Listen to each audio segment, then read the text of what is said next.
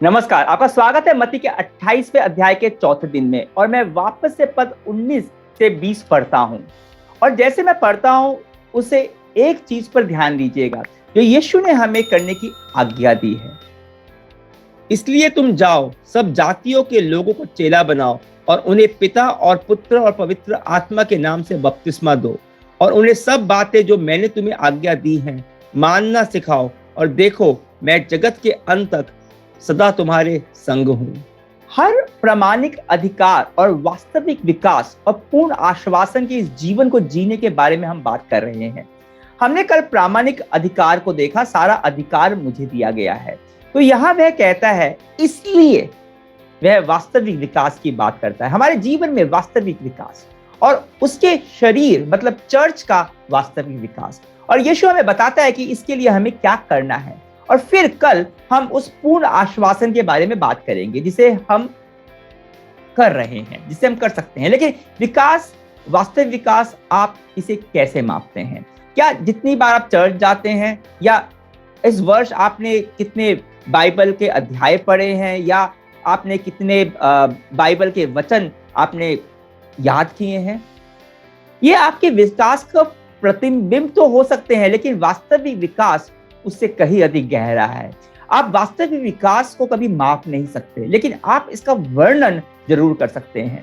नया नियम एक शब्द में वास्तविक विकास को प्रकट करता है, चेला या शिष्य। यही नाम प्रारंभिक विश्वासियों के लिए भी सबसे लोकप्रिय नाम था, चेला या फिर शिष्य। वास्तविक विकास का अर्थ है कि यीशु से यह सीखना कि जीना कैसे है, वही है जिससे हम सीख सकते हैं। और यही एक चीज है जिसे करने के लिए यीशु हमसे कहता है। और इस पद में वह कहता है, मैं चाहता हूं कि तुम जाओ, बपतिस्मा दो, और मैं चाहता हूं कि तुम चेला बनाओ। यीशु ने हमें बताया, महान कार्य का केंद्रीय आदेश है चेला बनाना।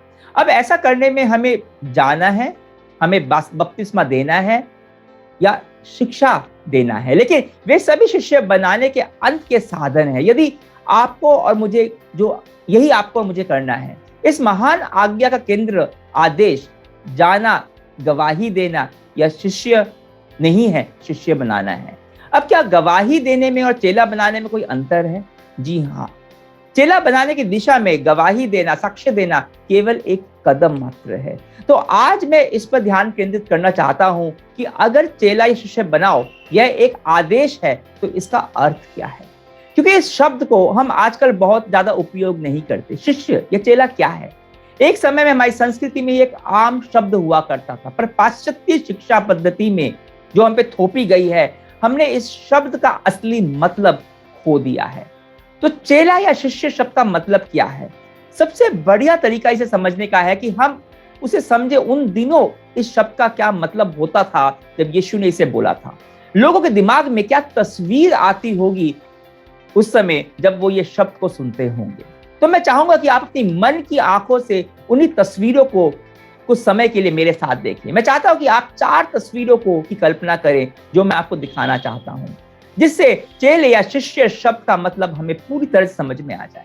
पहली तस्वीर एक जानी पहचानी तस्वीर है क्लासरूम की, जहां कुछ विद्यार्थी बैठे हैं और वो लोग शिक्षक को ध्यान से सुन रहे हैं। उनका शरीर सामने की तरफ झुका हुआ है, नजरें शिक्षक के ऊपर हैं। यही नहीं कि वे पेंसिल मुंह में लेके चबा रहे हैं या दूसरे किसी विद्यार्थी को छेड़ रहे हैं, और उनका पूरा का पूरा ध्यान शिक्षक के ऊपर है, अध्यापक के ऊपर है। वो एक एक बात को सुन रहे हैं जो वो बोल रहा है। ये हैं चेले जो अभी यीशु के बारे में सीख रहे हैं, वो जो जीवन देता है उसके बारे में सीख रहे हैं अभी इसी वक्त। वो नहीं जो ये सोचते हैं कि मैं कभी और सीखूंगा, ये बढ़िया है, किसी दिन समय निकालकर मैं जरूर सीखूंगा। वो सिर्फ आतुरता है, शागिर्दगी नहीं है, चेला होना नहीं है। और न ही जो सोचता है कि मैं यीशु से बहुत कुछ सीख चुका हूं, सब कुछ सीख चुका हूं, क्योंकि अगर आप सब कुछ सीख चुके हैं तो आप चेले नहीं हो। आप चेले हुआ करते थे, अभी नहीं हो, क्योंकि अभी आप कुछ नहीं सीख रहे हो। सच्चाई तो यह है कि आप यीशु से पूरे जीवन सीख सकते हो, फिर भी पूरा नहीं होगा। 10 जन्म अगर आपको लेने पड़े तभी भी 10 जीवन भी कम पड़ जाएंगे यीशु से सब कुछ सीखने के लिए। चेलों के लिए स्कूल कभी भी खत्म नहीं होता। ये कोई कॉलेज की डिग्री नहीं है कि आपको मिल गई, आपने दीवार पर झुला दी कि मेरी पढ़ाई खत्म हो गई। चेला वो है जो अभी क्लास में है, ध्यान से सुनता हुआ, यीशु के बारे में और उससे सीखता हुआ। दूसरी तस्वीर शायद एक बढ़ई की दुकान की हो सकती है। एक बूढ़ा सफेद बालों वाला आदमी है, एक बढ़ई, काफी अनुभवी बढ़ई, एक छोटे से लड़के को अपना हुनर सिखा रहा है। वो उसके ऊपर झुका हुआ है, शायद उसका हाथ लड़के के हाथ के ऊपर है और वो उसे सिखा रहा है कि लकड़ी के ऊपर कैसे रांदा मारना है। एक शिष्य, एक चेला है, एक प्रशिक्षु है, अप्रेंटिस है, जो काम सीख रहा है, हुनर सीख रहा है। हम केवल यीशु से किसी काम के बारे में सीख रहे हैं जो हमें यीशु सिखा रहा है। अब वह चर्च में शिक्षकों का उपयोग करता है, वह अन्य लोगों का उपयोग करता है, परंतु मूलतः हम यीशु से सीख रहे हैं। वह वही है जो हमारे जीवन में उन अन्य लोगों का उपयोग कर रहा है। करिकुलम, कोर्स, वो यीशु का है। हम उससे जिंदगी को जीना सीख रहे हैं। हम कोई व्यापार नहीं सीख रहे, हम जिंदगी जीने का हुनर सीख रहे हैं। हम एक मिशन सीख रहे हैं। हम जीवन यापन करना नहीं सीख रहे, हम जीवन जीना सीख रहे हैं। हम सिर्फ कोई व्यवसाय नहीं सीख रहे, हम जीवन का व्यवसाय सीख रहे हैं। यही यीशु हमें करने के लिए प्रशिक्षित कर रहा है। चेले होने का अर्थ यही है। तो क्या आप उस कार्यशाला में हो, उस बढ़ई की दुकान में जहां आप यीशु से सीख रहे हो? इस परिस्थिति में कैसे प्रार्थना करें? क्या प्रार्थना करें? वास्तव में कैसे उसके ऊपर भरोसा किया जा सकता है? कैसे उस पर निर्भर लिया जा सकता है?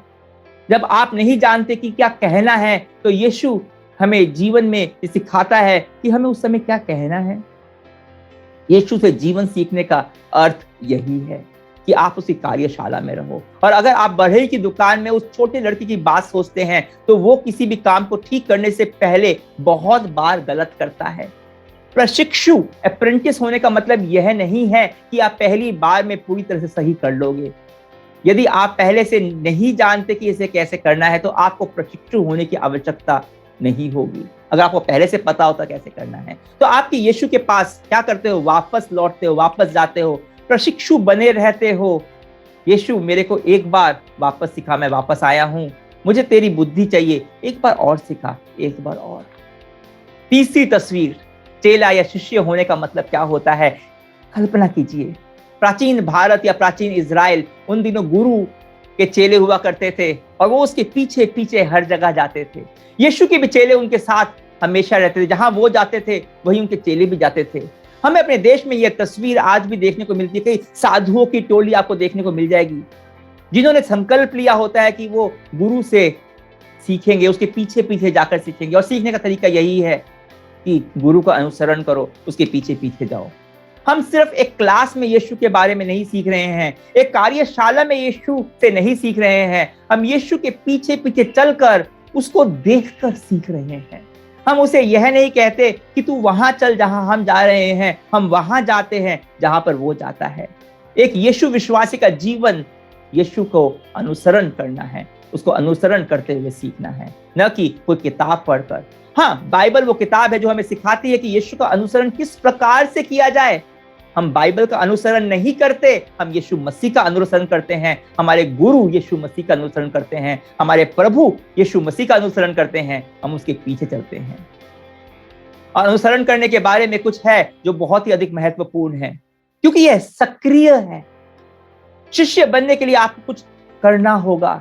यह केवल कुछ ऐसा नहीं है जिसे आप सीखते हो और याद करते हो। यह कोई धार्मिक ज्ञान नहीं है, कोई जानकारी नहीं है, उससे कहीं अधिक है। इसकी कोई निश्चित अवधि नहीं है। एक शिष्य, एक चेला जीवन के हर पल यीशु का अनुसरण करता है, उसके पीछे चलता है, उसको देखता है और उससे सीखता है। अब हम में से कोई भी इस जीवन में उस अंतिम लक्ष्य तक पहुंचने वाला नहीं है, लेकिन हमारा लक्ष्य यही है। यीशु, मैं अपने जीवन के हर पल केवल आपका अनुसरण करना चाहता हूं, वो करना चाहता हूं जो आपने किया होगा, कैसे वैसे बोलना चाहता हूं जैसे आपने बोला होगा। शिष्य होने का, चेले होने का अर्थ यही है। अब चौथी तस्वीर, आपने चेलों को देखा क्लास में यीशु के बारे में सीखते हुए, आपने उस बढ़ई की दुकान में देखा यीशु से सीखते हुए, आपने चेलों को देखा, चेलों यीशु का अनुसरण करते हुए, उसकी एक एक गतिविधियों से सीखते हुए। बस अंतिम तस्वीर में आप अपने आप को देखिए। आप हैं वो चेले, वो शिष्य, आप उस नए जीवन में जो आपको यीशु से मिला है, आप हैं जिसका यीशु के साथ वो व्यक्तिगत संबंध है, आप हैं जो वो चेले जिससे यीशु प्रेम करता है। क्योंकि चेला वो है जो एक व्यक्तिगत संबंध में है, जिसकी जिंदगी बदल रही है।